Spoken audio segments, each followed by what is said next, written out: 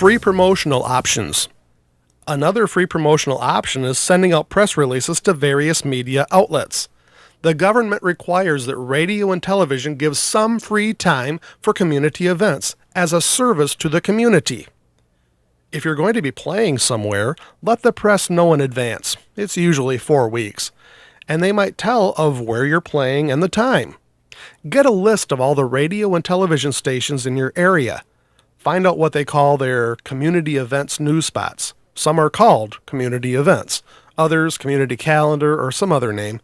Send a letter to the station's address it to whatever the name of their community event is called, and find out what their timeline is on receiving your upcoming event so they can include it with their other community news notices.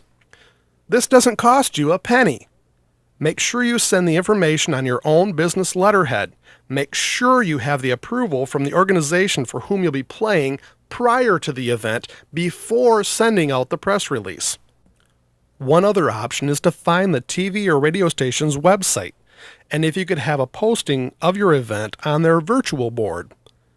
Newspapers are always in need of filling an extra space between news stories.